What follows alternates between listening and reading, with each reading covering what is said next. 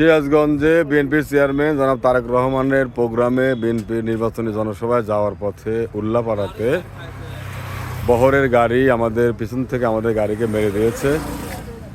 আমাদের গাড়ির গ্লাস শেষ হয়ে গেছে, এখানে ডিপ হয়ে গেছে, বাংকারটা পড়ে গেছে, আমাদের পিছনের গাড়িও ক্ষতিগ্রস্ত হয়েছে।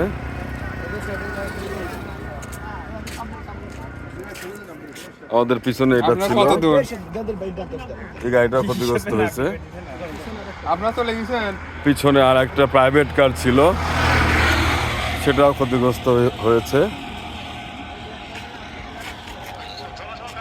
এই যে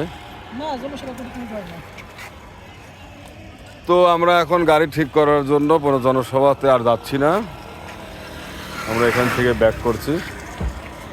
3টে গাড়িরই ভালো ক্ষতি হয়েছে। আর যারা প্রোগ্রামে যাচ্ছেন তারা সহি সালামতে যাবেন, ভালোভাবে যাবেন ইনশাল্লাহ। ওকে।